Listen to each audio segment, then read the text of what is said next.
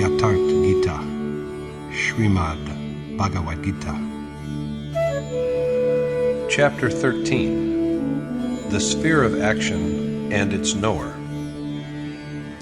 At the very outset of the Gita, Dhritarashtra asked Sanjay what had been done by his and Pandu's sons assembled at Dharmakshetra, at Kurukshetra, for combat. But it has not been made clear so far where that field or sphere is. It is only in the present chapter that Krishna makes a precise declaration of the location of the sphere.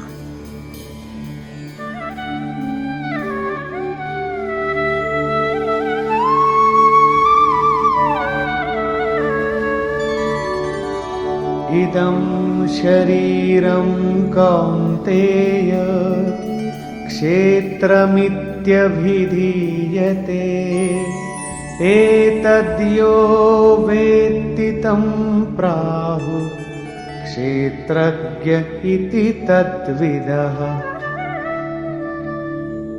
The Lord said, "This body is, O son of Kunti, Arjuna, a battlefield, Kshetra, and the men who know it, Kshetrajya, are called wise because they have grown spiritually dexterous by perceiving its essence." Instead of being involved in this sphere, the Kshetrajya dominate it. So it has been said by sages who knew and comprehended its reality. When the body is only one, how can there be two spheres, Dharmakshetra and Kurukshetra, within it? In truth, within the one body, there exist two distinct primeval instincts. There is first the pious treasure of divinity that provides access to the Supreme Spirit who stands for the most sublime Dharma. On the other hand, there are the demoniacal impulses made up of impiety which lead a man to accept the mortal world as real. When there is abundance of divinity in the realm of the heart, the body is transmuted into a Dharmakshetra, or field of Dharma, but it degenerates into a Kurukshetra when it is dominated by devilish forces. This process of alternate rise and fall, of ascent and descent, operates at all times, but a decisive war commences between the two opposing impulses when an earnest devotee engages in the task of worship in association with a sage who has perceived reality. Gradually then, while the treasure of divinity grows, impious impulses are enfeebled and destroyed. The stage of God realization is reached only after the complete elimination of the ill-gotten hoard of unrighteousness. And even the utility of the treasure of divinity is dispensed with after the stage of perception, for it is also then subsumed in the revered God. In chapter 11, Arjuna saw after the Kaurav also the warriors of his own army plunging and vanishing into the mouth of the all-pervading God. Kshetrajya is the character of the self after this final dissolution.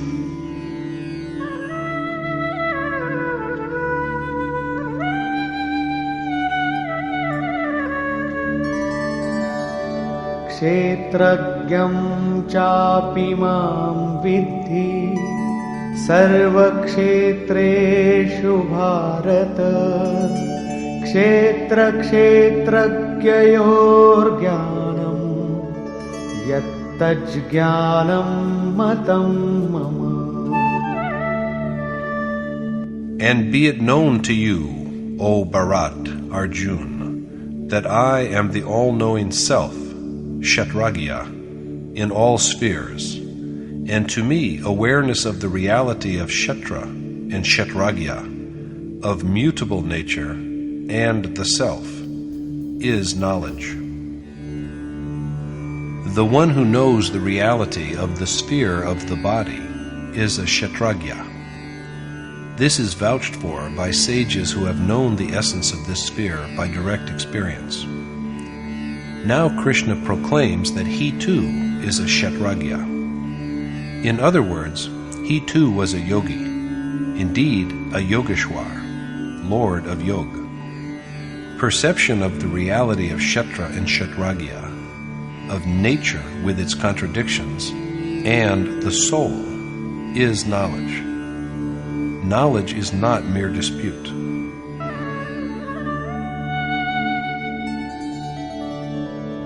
Tat kshetram yajjayatrik cha yad vikari yatascha yat sachayo yat prabhavascha tat samasena me shrinu. Listen to me briefly on the whence and what of that sphere and its variations and properties, as well as on the Kshetrajya and his abilities. The sphere of action, of life and death, is changeable or mutable because it has evolved from some cause, whereas the Kshetrajya is possessed of authority. It is not only Krishna who says this. Other sages have also said the same. Rishibhir bahudha Geetam Chandobhir vividhai prithak Brahma sutra padaishchaiva Hetu madbhir vinishchitai. This has also been said in various distinct ways by sages in different scriptural verses and well-reasoned, definitive aphorisms on the knowledge of the Supreme Spirit, Brahma Sutra. That is so, say the Vedanta, great sages, Brahma Sutra, and Krishna, all say the same thing. Krishna is therefore only saying what others have already said. Is the corporal body just what is visible of it? The question is taken up in the following verse.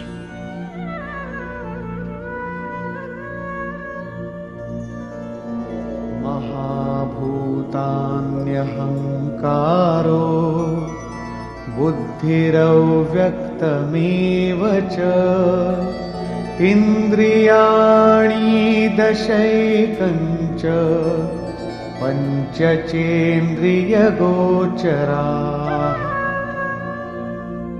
Ichhadvesha sukham dukkham sanghataschetana-dhriti etat kshetram samasena savikaramudaritam. Speaking briefly, mutable physical body is the aggregate of the five elements, ego, intellect, even the unmanifest, the 10 sense organs, the 5 objects of sense, as well as desire, malice, pleasure and pain, and intelligence and fortitude. Summarizing the constitution of the body, which is Kshetra, with all its variants, Krishna tells Arjuna that it is made up of the 5 great elements, earth, water, fire, ether and air, ego, intellect and soul, which, instead of being named, has been called the unmanifest metaphysical nature, and thus throws light upon primal nature with its 8 parts. Apart from this, the other components are the 10 senses: eyes, ears, nose, skin, tongue, organ of taste, hands, feet, genital organ, and anus. Mind, the 5 objects of sense, form, taste, smell, sound, and touch. Desire, malice, pleasure and pain, and consciousness and calm courage. The body, the gross corporal frame, is the composite of all these parts. This, in brief, is Kshetra, and the good or bad seeds sown in it sprout as sanskar. made up of components which have evolved from a previous source or nature, prakriti. The body must exist so long as these components survive. Let us now see the attributes of the Kshetrajya, who is uninvolved in and free from this Kshetra.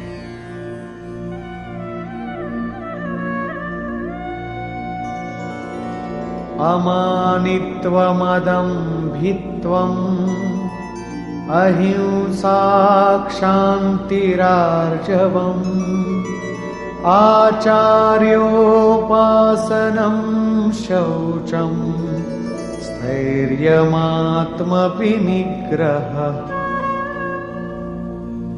Absence of pride and arrogant conduct, disinclination to do injury to anyone, forgiveness, integrity of thought and speech, devoted service to the teacher, outward as well as inner purity, moral firmness, restraint of the body along with the mind and senses. These are only some of the attributes of the Kshetrajya. Indifference to honor and dishonor, freedom from vanity, and reluctance to hurt anyone, ahimsa. Ahimsa does not mean desisting from acts of physical violence. Krishna told Arjuna earlier that he ought not to degrade his soul. To lead the soul to degradation is true violence, hinsa, whereas to elevate it is non-violence, ahimsa. A man who is inclined to the amelioration of his own soul is also actively devoted to the well-being of other souls. It is true, though, that this virtue has its inception from not hurting others. The one is but a necessary concomitant of the other.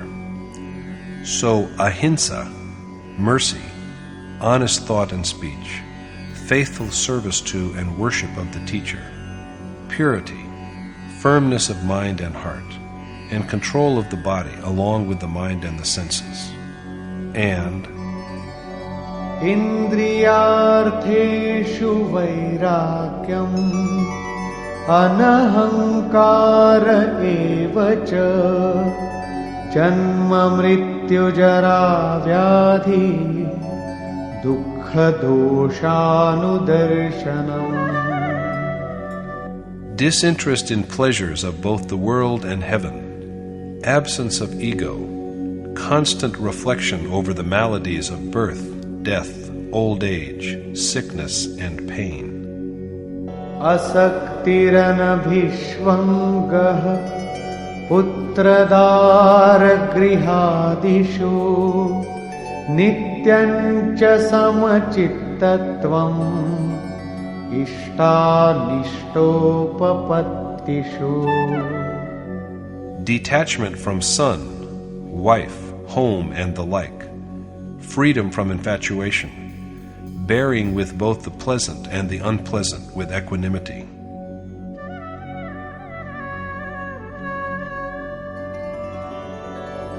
Mayi chananya yogena bhaktiravvyabhicharini vivikta desha sevitvam aratirjana sansari. Unswerving devotion to me with a single-minded concern for yoga, fondness of living in sequestered places, distaste for human society. Fixing the mind firmly on Krishna, a Yogeshwar, or on some sage like him, so that there is remembrance of nothing else except yoga and devout contemplation of nothing besides the desired goal. Dwelling in solitary places, disinterest in the company of men, and Adhyatma jnana nityatvam tattva jnanartha darshanam etaj jnanamiti proktam ajnanam yadatonyatha. constantly resting in the awareness that is called adhyatam, and perception of the Supreme Spirit, who is the end of realization of truth, are all knowledge, and whatever is contrary to them is ignorance. Adhyatam is the knowledge of God's dominance. The awareness that is derived from a direct perception of the Supreme Spirit, the ultimate essence, is knowledge. Krishna said in chapter 4 that the man who tastes the manna of knowledge generated by the accomplishment of yajna becomes one with the eternal God. Here too, he says that apprehension of the reality that the Supreme Spirit is knowledge. Whatever is opposed to it is ignorance. The aforesaid attributes, such as an attitude of equanimity toward honor and dishonor, complement this knowledge. The discussion of the problem is now concluded.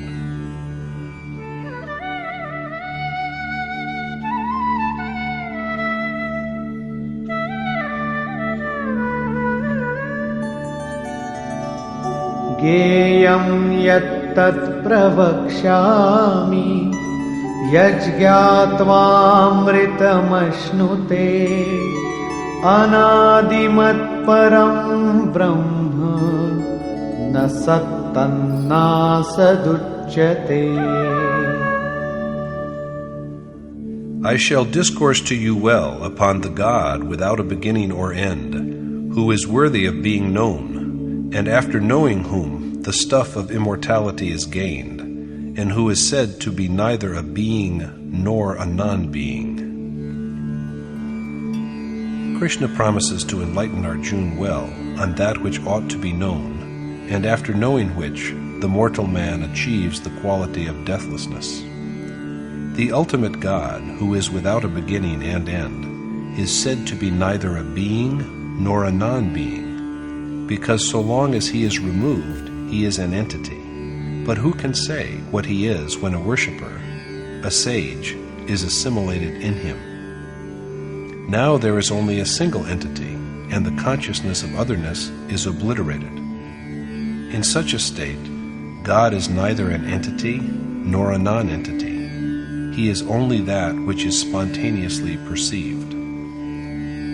Krishna now elaborates the ways of this great soul.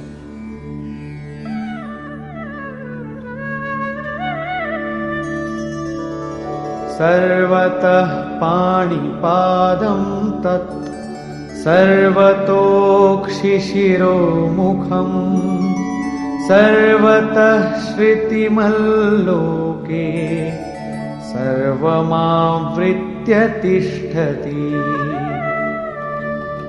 He has hands and feet, eyes, heads, mouths, and ears on all sides, because he exists, pervading all in the world.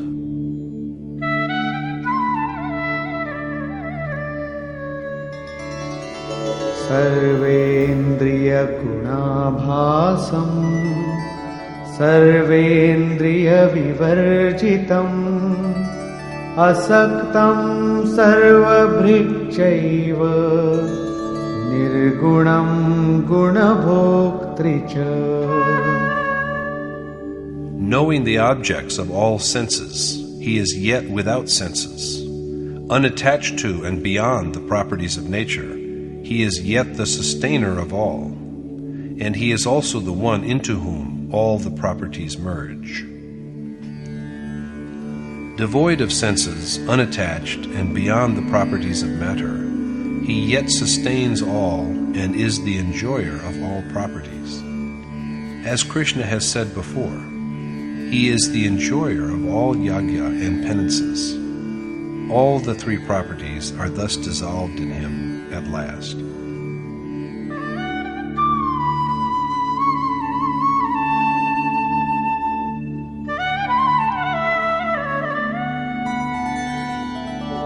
बहिरन्तश्च भूतानाम् अचरं चरमेव च सूक्ष्मत्वात् तदविज्ञेयं दूरस्थं चान्तिके च तत्. Existing in all animate and inanimate beings, he is both animate and inanimate. He is also unmanifest because he is so subtle and both distant and close. He is all-pervading, both animate and inanimate, imperceptible because of his fineness, beyond knowing by the mind and the senses, and both close and far away.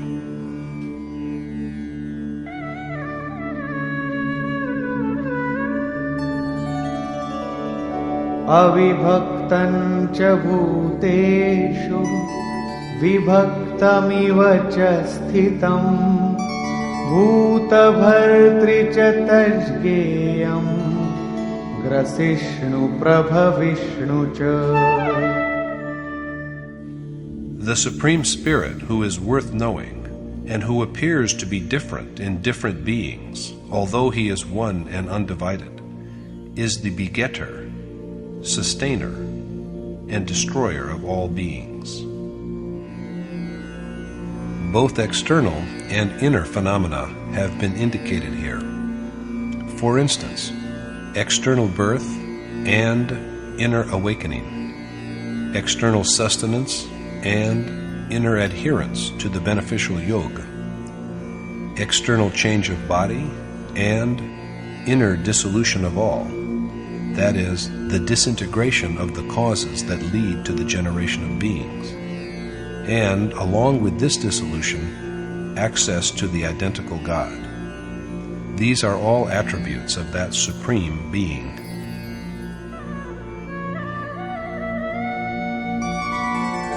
ज्योतिषामपि तज्ज्योतिः तमसः परमुच्यते ज्ञानं ज्ञेयं ज्ञानगम्यं हृदि सर्वस्य विष्ठितम्.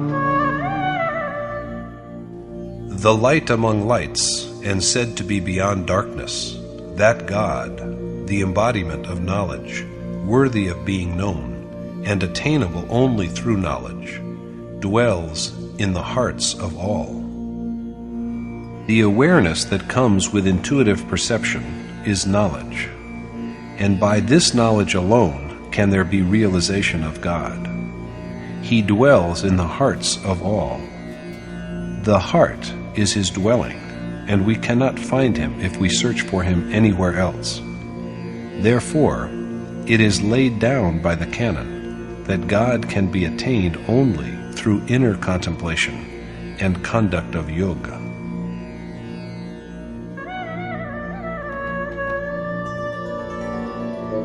इति क्षेत्रं तथा ज्ञानं ज्ञेयं चोक्तं समासतः मद्भक्त एतद्विज्ञाय मद्भावायोपपद्यते.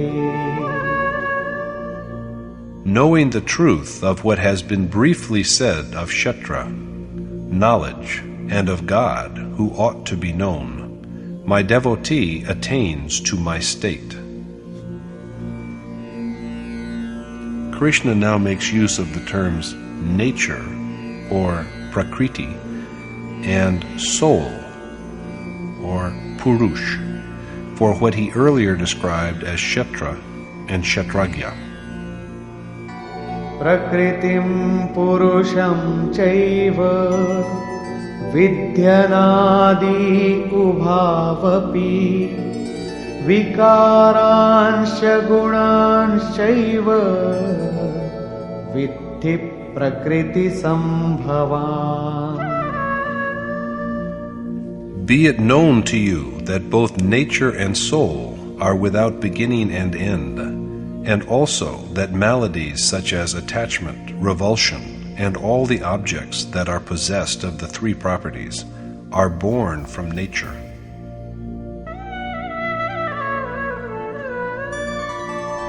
कार्यकरणकर्तृत्वे हेतुः प्रकृतिरुच्यते पुरुषः सुखदुःखानां भोक्तृत्वे हेतुरुच्यते.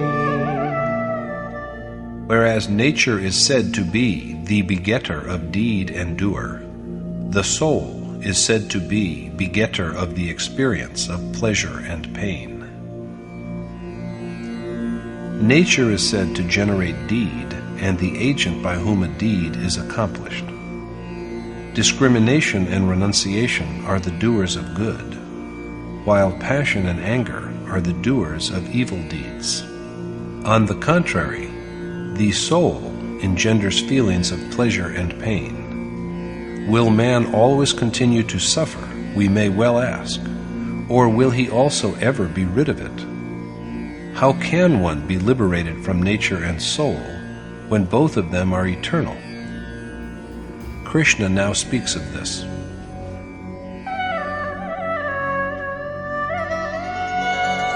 Purushah prakritistho hi bhungte prakritijam guna karanam guna sangosya sadasadyo nijanmasu.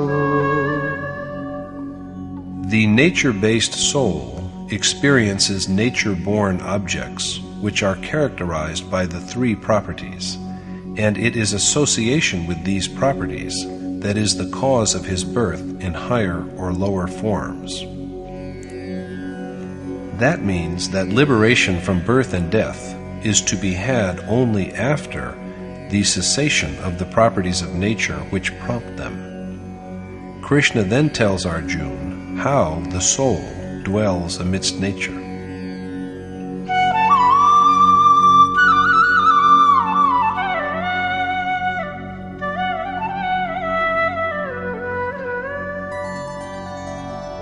Upadrashtanumanta cha bharta bhokta maheshwarah paramatmeti chapyukto dehesmin purushah parah. Although residing in the body, the soul is transcendental and said to be the witness, the grantor, the enjoyer, and the great God and Supreme Spirit. The soul dwelling in the sphere of the heart is even closer than one's hands, feet, and mind. Whether we do good or evil, he is unconcerned. He just stands as a witness, an onlooker, upadrashta. When the right course of worship is taken, and the wayfarer rises a little higher, the approach of the witnessing soul changes, and he becomes the grantor, Anumanta. Now he begins to grant and confer intuitions. When the seeker is yet closer to the goal by further spiritual discipline, the soul begins to support and sustain, Bharta. Now he also provides the propitious yoga. Then he turns into the enjoyer, Bhokta, when the worship is even more refined. He accepts whatever yagya or penance is performed, and at the stage after this acceptance, he is transformed into the great God, Maheshwar. He is now master of nature, but since he is master of nature, it follows that nature yet abides in some part of him. At even a higher stage than this, after the soul is endowed with the attributes of the ultimate, he comes to be known as the Supreme Spirit. Thus, although dwelling in the body, this soul, or Purush, is yet transcendental, quite beyond nature. The only difference is that whereas he is a witness at the beginning, by gradual ascent after touching the ultimate, he is transformed into the Supreme Spirit himself.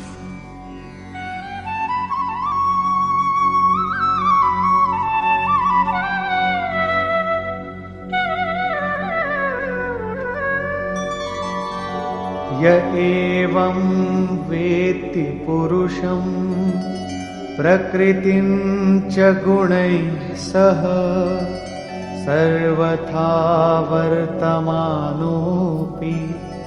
न स भूयोऽभिजायते. In whatever manner he conducts himself, the man who knows the truth of the soul and nature with its three properties is never born again. This is salvation. Yogeshwar Krishna has so far spoken to Arjuna on the freedom from rebirth, which is the final outcome of the intuitive knowledge of God and nature. But he now stresses yoga, whose mode is worship, for attainment is impossible without the accomplishment of this action.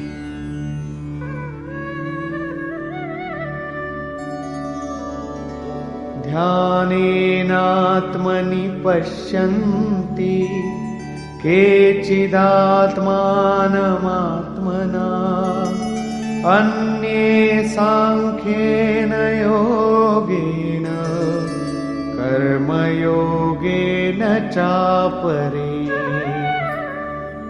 While some perceive the Supreme Spirit in their heart by contemplation with their refined mind, some others know him by the yoga of knowledge, and yet others by the yoga of selfless action. Some men perceive the Supreme Spirit in the realm of their heart by inner remembrance and meditation. Some others engage in the same task by Sankhya Yoga, or the way of discrimination and knowledge, after a due appraisal of their strength. And yet others see him by the way of selfless action. The chief means pointed out in the verse above is meditation.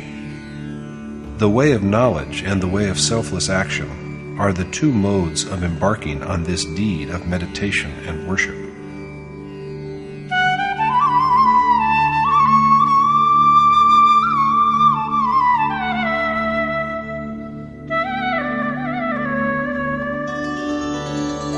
अन्ये त्वेवमजानन्तः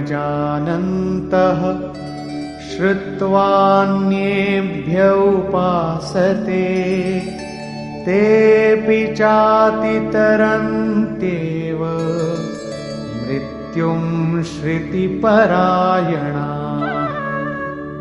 But ignorant of these ways, there are yet others who worship by just learning the truth from accomplished sages, and, relying upon what they hear, they also doubtlessly steer across the gulf of the mortal world.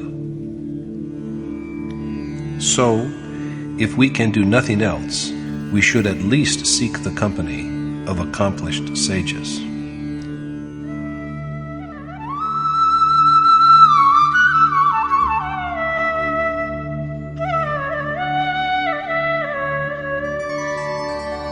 यावत् संजायते किञ्चित् सत्त्वं स्थावरजङ्गमम् क्षेत्रक्षेत्रज्ञसंयोगात् तद्विद्धि भरतर्षभ.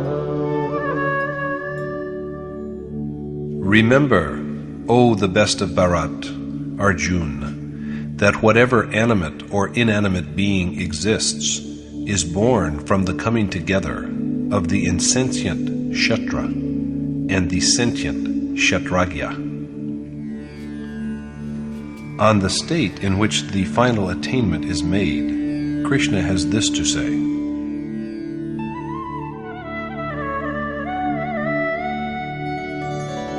समं सर्वेषु भूतेषु तिष्ठन्तं परमेश्वरं विनश्यत्स्व विनश्यन्तं यः पश्यति स पश्यति. He alone knows the truth who steadily sees the imperishable God in all animate and inanimate beings that are destructible. That soul alone apprehends reality who has a steady perception of the immortal God in the animate and inanimate beings that are annihilated in their own special ways. In other words, he is of the state of the Supreme Spirit only after the characteristic destruction of that nature, never before it. The same idea was expressed in the 3rd verse in chapter 8, when Krishna pronounced that the destruction of that condition of beings which generates good or evil impressions, sanskar, is the culmination of action. Action is then complete.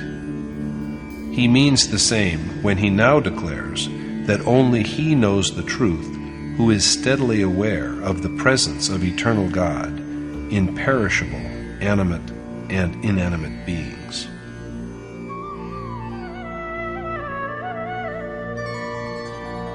Samam pashyan hi sarvatra samavasthitam ishwaram nahi nastyatmanatmanam tato yati param gatim. He achieves the supreme goal because, evenly perceiving the existence of the identical God in all beings, he does not himself degrade his self.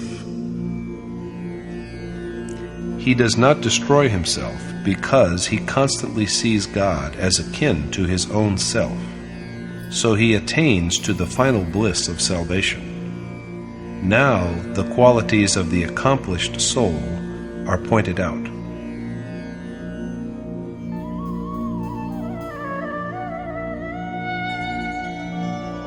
Prakrityaiva cha karmani kriyamānāni sarvashah yah pashyati tathātmānam akartāram sapashyati.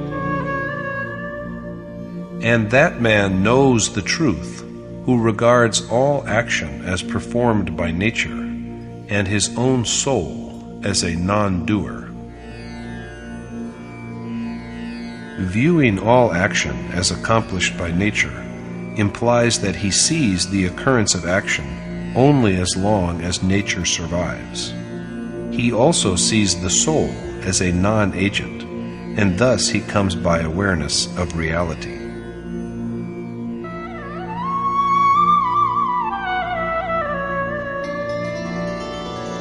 Yada bhuta prithag bhavam ekasthamanupashyati tataeva cha vistaram brahma sampadyate tada. He realizes God when he sees the whole variety of beings as resting upon and as an extension of the will of that one Supreme Spirit. When a man sees the diffusion of God through all the various states of beings and regards them as but an extension of the same God, he attains to him. No sooner is this stage reached than he realizes God. This too is an attribute of a sage, a great soul with a steady wisdom.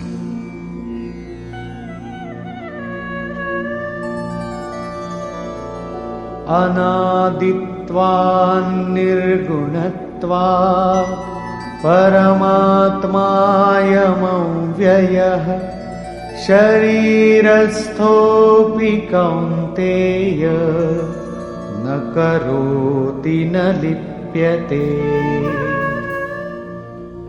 Although embodied, the imperishable Supreme Spirit is neither a doer nor tainted, because, O son of Kunti, he is without beginning or end and transcending all properties.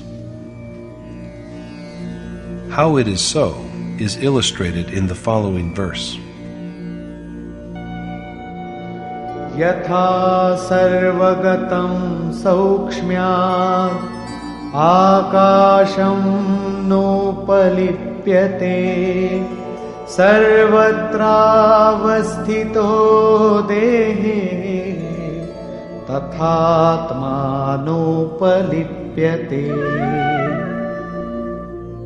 As the all-extensive sky is unsullied because of its subtlety, even so the embodied soul is neither a doer nor tainted, because he is beyond all the properties. It is further said of him,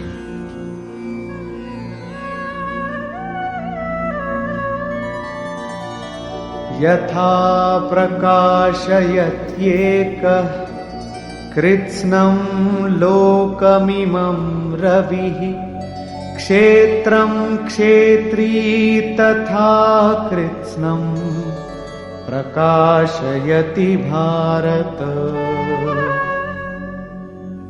the soul illuminates the whole Kshetra, just as the one sun lights up the entire world. Then follows the final verdict. Kshetra kshetrajyayorevam antaram jnana chakshusha bhuta prakriti mokshancha ye viduryanti te param. They who have thus perceived the distinction between Kshetra and Kshetrajya and the way of liberation from the maladies of nature with the eye of wisdom attain to the Supreme Spirit. Sages who know the difference between nature and soul, as also the way of liberation from mutable nature, realize God. That is to say, that knowledge is the eye with which one may see the reality of Kshetra and Kshetrajya, and that knowledge here is a synonym for intuitive perception. Conclusion. Dharmakshetra and Kurukshetra were named right at the beginning of the Gita, but they were not located, and it is only in the present chapter that Krishna points out to Arjuna that the human body itself is Kshetra, and the one who knows it is a Kshetrajya. However, rather than being entangled in it, he is liberated, and he provides direction to it. Is the body, the Kshetra, only so much as we see of it? Recounting its main components, Krishna has said that it is the sum of primal nature with its 8 parts, the unmanifest nature, the 10 sense organs and mind, the 5 objects of senses, desire, greed, and passion. So long as these components survive, the body must also be in some form or the other. This is the field, or Kshetra, on which the sown seeds, whether good or bad, grow as sanskar. The one who voyages successfully across this sphere is a Kshetrajya. Possessed of divine moral virtue, he is the one who determines the operations of Kshetra. The present chapter is mainly devoted to a detailed elaboration of Kshetrajya. The scope of Kshetra is indeed wide and extensive. To speak the word body is so easy, but what vastness is contained within this simple expression? It is coextensive with the primal nature of the entire universe. It is coextensive with endless space. It is thus the animating principle of life, and no being can exist without it.